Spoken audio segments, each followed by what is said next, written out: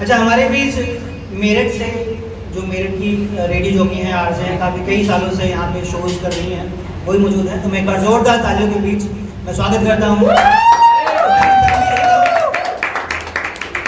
और ये आपके लिए पोएम लेकर आई है।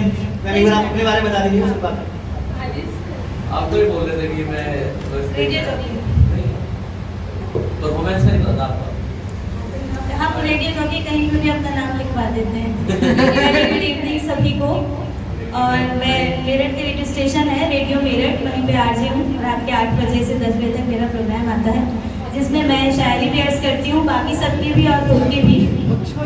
तो और करूँगी उसके बाद अच्छा भी करूँगी। तो यहाँ पर बैठे बैठे कुछ लिखा है, जैसे कि सर ने कहा कि इनकी दिल जिससे लगाया तो वो दिल्ली चली गई।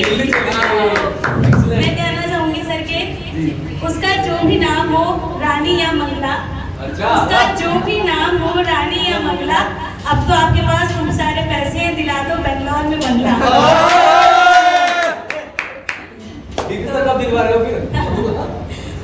और जैसे कि उन्होंने शायरी की पोयम उन्होंने कही थी कि कुछ बातें कही नहीं जाती और कुछ बातें कही नहीं जाती।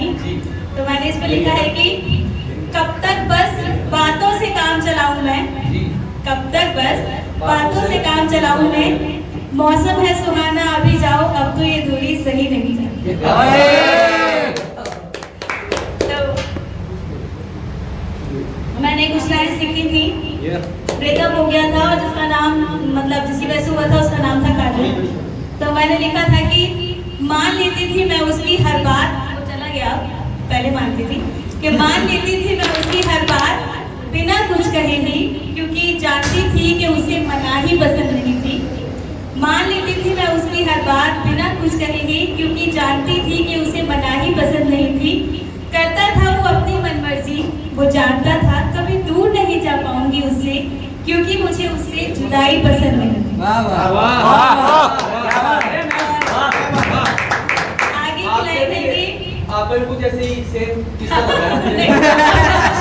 खत्म हो गया, ये पास्ट है, ये पुरानी शायरी सुनाऊंगी, आपकी भी सुनाऊंगी। यादें चल रही हैं कि यूं तो काजल बहुत पसंद है उसे। अच्छा, ये तब भी वो छोड़ के वो भी चली गई।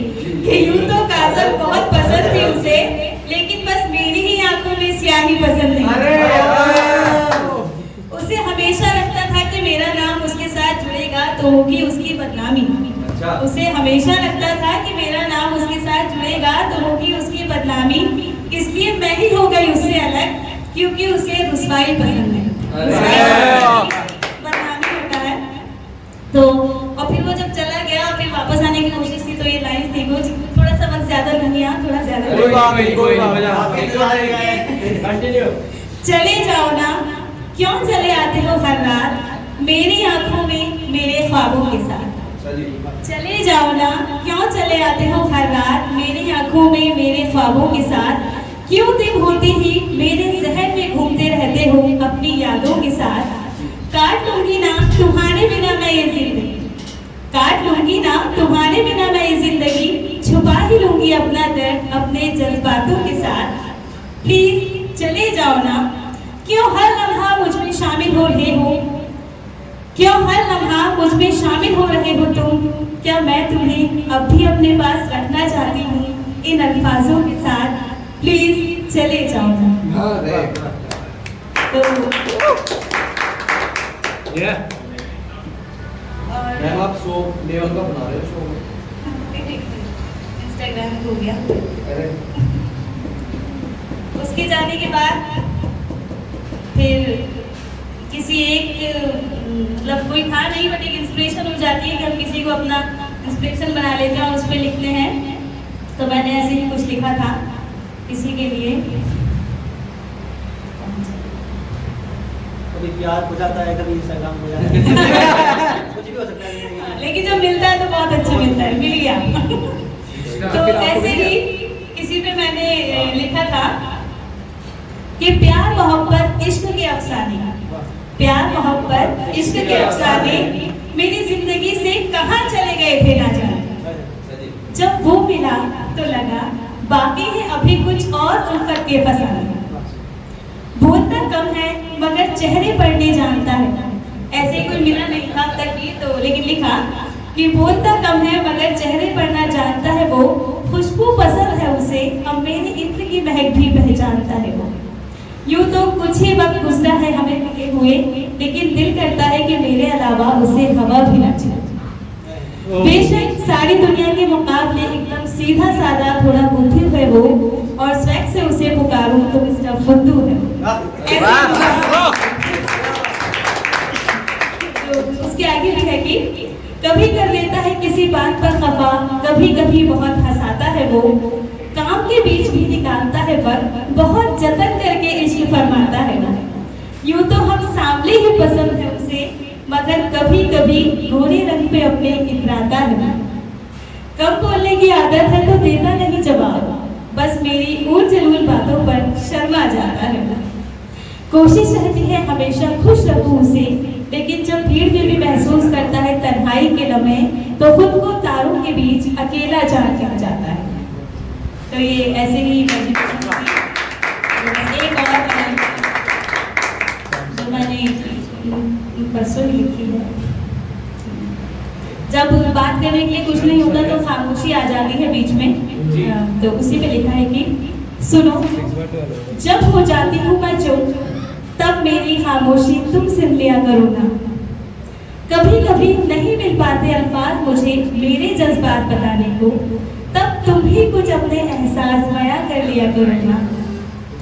तुम खफा ना हो जाओ इसलिए भी अपने शब्दों को तोड़ती हूँ। तुम खफा ना हो जाओ इसलिए भी अपने शब्दों को तोड़ती हूँ मैं, तुम्हारे दिल को चोट ना पहुँचाए ऐसे लफ्जों को ही चुनकर बोलती हूँ। होती हैं बहुत बातें मेरे दिल में, लेकिन फिर भी हो जाती है जुबान पर तुम्हारे आगे, तब तुम ही मेरा मन टटोल लिया करो ना। सुनो, जब हो जाती हूँ मैं चुप, तुम मेरी खामोशी सुन लिया करो ना। तुमसे बात करने को सारा दिन इंतजार करती हूँ, तुमसे बात करने को सारा दिन इंतजार करती हूँ मैं। आज इस बारे में बात करूंगी तुमसे, कभी कभी नोट्स भी तैयार करती हूँ मैं। पर जब आता है वक्त बात करने का, मालूम लग जाता है मेरी जुबान पर ताला, तब एक मुस्कुराहट के साथ अपनी किसी बात से तुम वो ताला खोल लिया करो ना। सुनो, जब हो जाती हूँ मैं चुप, तुम मेरी खामोशी सुन लिया करो ना। कि कहूँ जब तुमसे नहीं है मुलाकात का मन, कि कहूँ जब तुमसे नहीं है मुलाकात का मन, नहीं है पहले जैसे एहसास, नहीं करती अब तुमसे मिलने के जतन, तब मेरी जुबान को झूठ मान वीडियो कॉल कर मेरी आंखें पढ़ लिया करो ना। सुनो, जब हो जाती हूँ मैं चुप, तुम मेरी खामोशी सुन लिया करो। और एक ये है भाई, देखो जब किसी को मिस यू कहते हैं तो जब आपने मिस यू टू हम चाहते हैं तो ये दो लाइन ऐसी लिखी थी कि मैंने कभी ये चाहा तुम हर वक्त मुझे मैसेज करो, मैंने कभी चाहा तुम हर वक्त मुझे मैसेज करो या फिर कॉल पर चिपके रहा करो, लेकिन जब मैं कहूँ याद कर रही हूँ तुम्हें, कम से कम मिस यू टू तो कहा करो।